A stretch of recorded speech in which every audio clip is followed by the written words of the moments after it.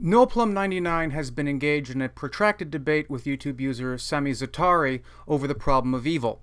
Now, I don't want to address the principal conflict these two are engaging in, that is, the problem of evil, but I actually do want to address something that came up in one of Noel's responses to Sami, and the position he put forward I felt was deeply flawed, and I felt compelled to criticize it.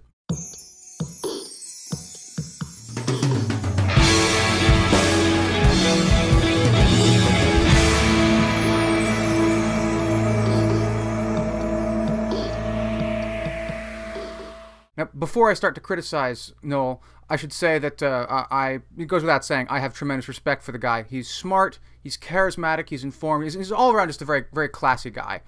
And no one should misunderstand my critique here as being a critique of Noel as a person, or as his general approach to issues of this kind. My critique is very specific towards a single particular claim that Noel has asserted. So he starts by rejecting a position ascribed to him by Sami Zaatari, the position of cultural relativism.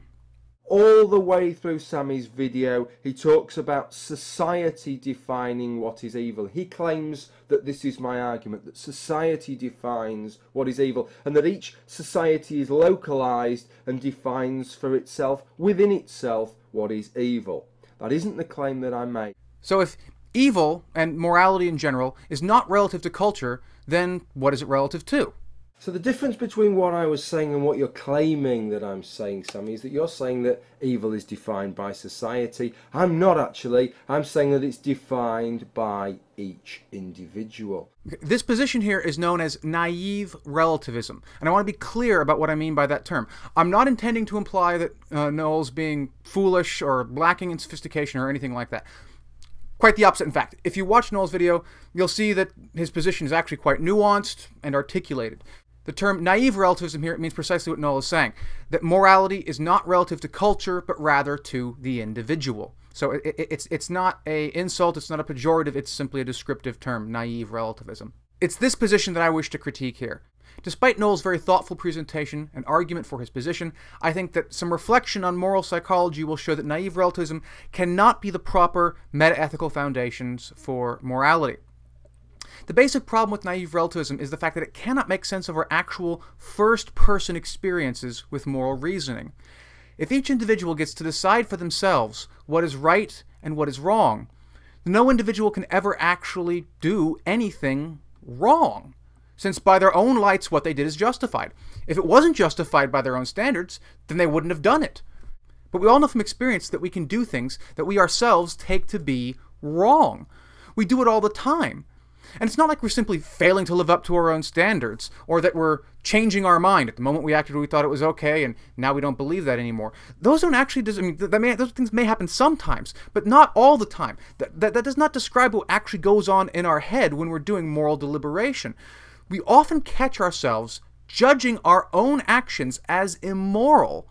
And when we do that, we clearly think we have fallen short of a standard that's higher than simply our own. Now, the exact nature of that standard, well, that's an issue for another day. So when you think about moral deliberation, you'll realize how naive relativism can't really make sense of it. There's no point at all in trying to decide what I ought to believe about the morality of things like abortion, capital punishment, the morality of war, drug legislation, gay marriage, or any other applied issue at all, because no matter what I end up believing, if I have not yet made up my mind on an issue, no matter what I come to, I'm going to be right. I'm going to be right no matter what I believe. There cannot be any independent reason for saying that I should believe X is immoral, since any such reason at all that I could give could easily be flipped around for me believing that X is moral. When we engage in moral deliberation, we are looking for reasons to believe one thing rather than another. And we want those reasons to be anchored in a standard that is independent of our individual preferences, inclinations, or caprice. No doubt it's true that each individual has to decide for themselves which reasons are best and come to their own conclusions about what is moral and immoral. But this does not mean that morality is relative to the individual. A parallel claim can be made about the truth. Each individual has to decide for themselves what they think they ought to believe to be true. But it doesn't follow from that therefore truth is relative to the individual. So in closing, I want to reiterate here that I'm not claiming that morality is relative to culture or society, nor am I claiming that morality is objective. I think there are serious problems for both of those positions too. In fact, I would argue that morality is actually neither objective nor subjective, but I have to leave that as merely a tantalizing suggestion for now, since actually articulating such a position, much less defending it, would probably take a book-length treatment, not exactly the kind of thing I can manage in a YouTube video. Anyway, let me know what you think. Cheers to Noelplum99 for the food for thought. If any of you out there haven't subscribed to him, I highly recommend checking him out. Take care, everyone.